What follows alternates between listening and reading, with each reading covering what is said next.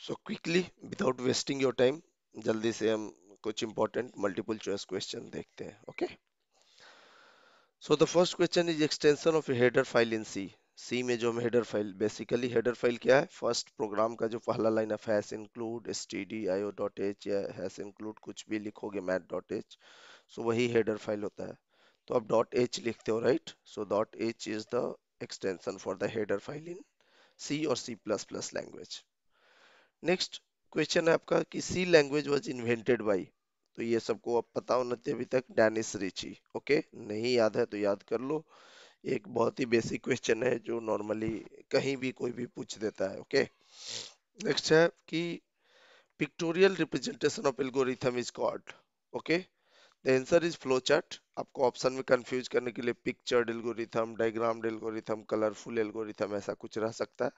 But then you don't have to be confused and the answer should be flowchart. Okay, and the next question is the printf and scanf function require the header file to include. So printf और scanf function कौन सा header file में defined है, and the answer is stdio.h, standard input output. Okay, जो C में header file है, तो scanf और printf अगर आप ये header file include नहीं करोगे प्रोग्राम का में, तो scanf printf will not work और compiler error देगा. Okay, नेक्स्ट है कि सी में कमेंट लिखने के लिए single line comment, I am talking about single line comment in C, क्या यूज करते हैं? तो डबल फॉरवर्ड स्लैश, इसको फॉरवर्ड स्लैश कहते हैं बाब. और अगर इसी को मैं ऐसे कुछ कर दूं तो दिस इज बैकवर्ड स्लैश. ठीक है, ऊपर वाला देखना है, ऊपर वाला अगर पीछे की तरफ है तो बैकवर्ड स्लैश होगा, और ये ऊपर वाला आगे की तरफ है तो फॉरवर्ड स्लैश होगा. ऐसे नेमिंग कन्वेंशन है. सो दो forward slash is used for single line comment. Okay, और यहाँ पर एक बोनस टिप आप ले लो कि this is for single comment, single line comment, माइन नहीं होगा, लाइन होगा. Okay, and this forward slash colon forward slash star, फिर बीच में जो लिखना है यहाँ एबीसी कुछ भी लिख दो, और उसके बाद जो भी लिखोगे ना तो ये टोटल ही आपका एज ए कमेंट ट्रीट होगा. ओके, क्या होगा? That is a comment. तो याद रखना है कि इसके बीच में. नेक्स्ट सिक्स क्वेश्चन में क्या है, सिक्स क्वेश्चन में आपकी परसेंटेज जो ऑपरेटर है ये इसको क्या बोलते हैं? सो द एक ऑप्शन आपको परसेंटेज भी रहेगा, एक रिमाइंडर रहेगा, और कुछ और भी हो सकता है.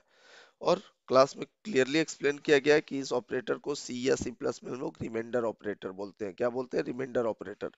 और आप डिवाइड करके जो शेष बचता है रिमाइंडर, वही इसका आंसर होता है.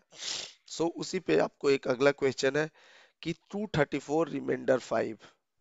ओके, सो इसका मतलब है कि 5 से इसको डिवाइड करोगे तो रिमाइंडर क्या बचेगा? ऑब्वियसली 4 बचेगा, राइट? 230 पूरा पूरा कट जाएगा, 4 रिमाइंडर, तो आंसर विल बी 4. क्या करना है आपको? 5 भागा देना है आपको. ओके,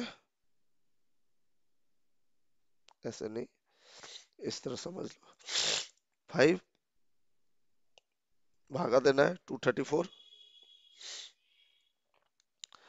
तो इधर कुछ कटेगा, जो भी नीचे रिमाइंडर बचेगा ना वही आपका आंसर होगा रिमाइंडर के केस में. Okay, so the answer is 4. Next है कि the hash symbol defined using hash define. Hash define use करते हैं हम लोग बहुत बार सी प्रोग्राम में, तो इसको क्या बोलते हैं? तो इसको हम लोग मैक्रो बोलते हैं. याद रखना है कि हैश डिफाइन से जो भी चीजें रहेगा वो मैक्रो होगा. Okay, next is if one. तो मैं आपको क्लास में क्लियरली बताया था कि इफ के अंदर में आंसर हमेशा आइदर ट्रू और फॉल्स होगा. ओके, दूसरा चीज, कंप्यूटर हमेशा जीरो को फॉल्स लेता है और वन को ट्रू लेता है. ओके, तो हमने जब इफ के अंदर में वन डाल दिया, मतलब it will be treated as always true, right? क्योंकि हमने कोई कंडीशन नहीं डाला, ऐसा नहीं डाला कि एक्स ग्रेटर देन वाई या एक्स ग्रेटर देन 5. जब वो ऐसा कुछ डालते तो कभी ट्रू कभी फॉल्स आ सकता था एक्स के वैल्यू पर, बट हमने वन डाल ही दिया, and one is always treated as true. तो इसका आंसर आपका हो जाएगा ऑलवेज ट्रू. ओके, और बाइनरी ऑपरेटर क्या है? बाइनरी में हमेशा डिजिट्स पे काम करता है, मतलब बिट्स पे, तो ऑपरेट ऑन बिट्स हो जाएगा, 0 और 1. Binary means 0 and 1. Okay, keyword क्या है? कीवर्ड क्या है? आइडेंटिफायर है? नहीं. लोअर केस है? नहीं. ये आपका reserved for instruction only. Keyword जो है स्पेशल वर्ड्स होता है, जो कि स्पेशल मीनिंग है कंपाइलर के लिए, so we can say reserved for instruction only. Okay, next है कि every expression always return.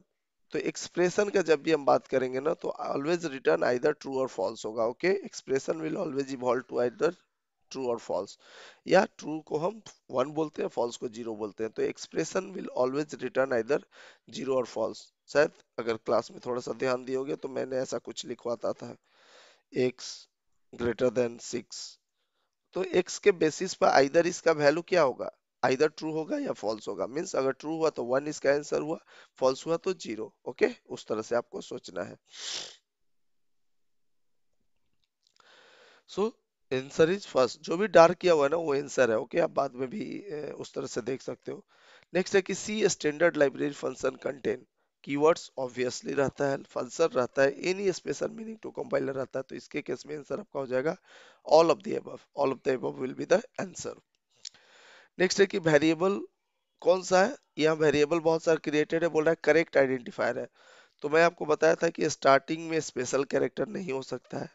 Okay, और एट द रेट ये सब तो हम वेरिएबल में यूज ही नहीं कर सकते हैं, और डिजिट भी नहीं हो सकता। तो यही एक मेरा वैलिड है जो कि वेरिएबल डिक्लेरेशन का सारा रूल को फॉलो कर रहा है। वेर है, अंडरस्कोर 1 2 3, ये सब अलाउड है। ओके, नेक्स्ट है कि हेडर फाइल को इंक्लूड करने का सही तरीका क्या है। तो ये और ये दोनों सही तरीका है। और मैं एक बार अगर याद हो तो मैंने एक्सप्लेन किया था कि जब हम पहला वाला वर्जन यूज करते हैं तो प्रोग्राम एग्जीक्यूशन के टाइम ये हेडर फाइल जो भी नाम आप दिए हो स्टैंडर्ड लाइब्रेरी में स्टैंडर्ड फोल्डर में जाके सर्च करता है। अगर वहां मिल गया तो ठीक है, नहीं मिला तो एरर दे देगा। और जब हम डबल कोटेशन के अंदर यूज करेंगे तो जिस फोल्डर में मेरा प्रोग्राम स्टोर्ड है पहले वहां पर देखेगा, अगर मिला तो ठीक है एग्जीक्यूशन हो जाएगा, नहीं मिला तो सेकेंड लेवल ऑफ चेकिंग करेगा स्टैंडर्ड लाइव फोल्डर में भी। तो इस तरह से हम बोल सकते हैं कि ये दोनों वैलिड है। Okay, so both are valid. Next है कि सी प्रोग्राम किसने इन्वेंट किया, तो इट इज डेनिस रिची। शायद ये क्वेश्चन रिपीट हो गया बट ठीक है, आप याद कर लो, डेनिस रिची ही सी का इन्वेंशन डिस्कवरी जो भी बोला जाए, दोनों में वैसे थोड़ा फर्क है बट टेक्निकली इट्स ओके, आप ध्यान में रखोगे। द सी लैंग्वेज क्या है, C language is object oriented language, नहीं ये डिलीट कर दो। C language is procedural oriented language. C क्या है, प्रोसीड्यूरल ओरिएंटेड है, हम इसमें ऑब्जेक्ट और क्लास का कॉन्सेप्ट नहीं यूज करते हैं। सो सी इज प्रोसीड्यूरल ओरिएंटेड लैंग्वेज। फिर ये भी आपको क्लास में बताया था कि सी में न्यू लाइन के लिए क्या यूज करते हैं, तो स्लैश एन, नो। नो होगा क्या, slash R, slash T, slash new line. तो इससे कंफ्यूज नहीं होना है, आपका आंसर हमेशा होगा slash N. Slash N is for new line, slash N is for new line. Okay, slash N is for new line. ये है if you store data element in an array. ठीक है, what will be the index address of the index stored at last.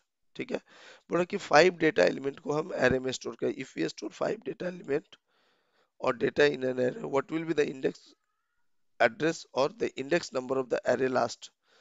तो ये गलत है, 3 नहीं होगा। अगर हम 5 की बात कर रहे हैं तो 4 होगा। क्यों 4 होगा, मैंने आपको बताया कि कंप्यूटर में, सी में या सी प्लस प्लस में काउंटिंग हमेशा जीरो से स्टार्ट होता है। तो लास्ट एलिमेंट क्या होगा, फर्स्ट एलिमेंट मेरा जीरो पोजीशन पे होगा, फिर सेकंड एलिमेंट 1 पे, थर्ड एलिमेंट 2 पे, फिर 3 पे, फिर 4 पे। राइट, पांचों एलिमेंट हो गया ना, तो लास्ट का इंडेक्स मेरा क्या है, 4 है। ओके, सो आपको याद रखना है कि जो भी ऐसा जो भी वैल्यू रहे लास्ट एलिमेंट उससे -1 होगा। Okay, clear, no confusion. Identify the correct extension of user defined header file in C. So user defined header file का बात बोल रहा है तो सी में, तो वो भी आपको क्या होगा, डॉट सी नहीं होगा। It is not a correct answer, dot C नहीं होगा। तो क्या होगा, हेडर फाइल चाहे वो यूजर डिफाइंड हो या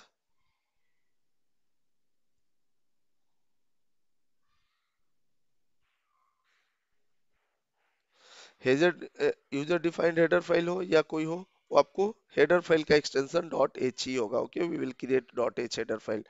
सी प्रोग्राम का एक्सटेंशन पूछता तो मेरा आंसर होता dot C. Okay, C is an example of, तो ये आपका एग्जांपल है हाई लेवल लैंग्वेज का। C is a high level language, ये मिडिल लेवल नहीं है, लो नहीं है, मशीन लैंग्वेज भी नहीं है, it is high level language. Default बोल रहा है कि default return type of a function, तो आप लोग प्रोग्राम में बहुत बार देखते होगे ना, लिखा रहता था मेन। मेन से स्टार्ट कर देगा। आगे में ना ही इंट लिखेगा, ना ही फ्लोट लिखेगा, ना ही कुछ। और लास्ट में प्रोग्राम में देखते होगे रिटर्न जीरो लिखा रहता था। मतलब ये जीरो क्या है, इंटीजर है ना। तो अगर हम मेन के आगे कुछ नहीं भी लिखते हैं तो रिटर्न जीरो करते हैं, मतलब कि by default return type integer होता है। By default return type will always be integer. Next है identify the size of data type in C. Int का डेटा टाइप आपको बताना है। तो ये क्लियरली मैं बोला था कि कुछ सिस्टम 2 बाइट यूज करते हैं, कुछ कंपाइलर 4 बाइट यूज करते हैं।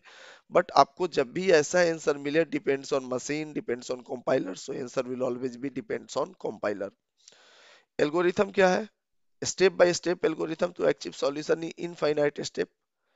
दूसरा है सेम है, सिर्फ ये डिफरेंस है, एक में फाइनाइट है, एक में इनफाइनाइट लिखा है। दूसरा स्टेप्स टू सॉल्व प्रॉब्लम, और फ्लो चार्ट इन इंग्लिश।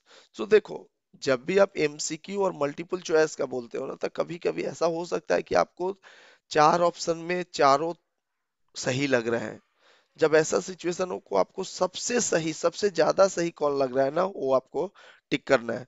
तो flow chart in English obviously उसको लिख देते हैं तो समवट वो एल्गोरिथम हो जाता है। स्टेप्स टू सॉल्व प्रॉब्लम, ये भी एल्गोरिथम का डेफिनेशन है। ओके, ये देख लो, steps to solve infinite steps है ना, ये गलत है। जब भी हम इनफाइनाइट स्टेप का बात कर देते हैं, इनफाइनाइट मतलब अनगिनत, तो अनगिनत अगर स्टेप है मतलब उसका सॉल्यूशन नहीं मिलेगा, राइट। आप इनफाइनाइट स्टेप पे स्टेप किए जा रहे हो, so you are not able to find any solution.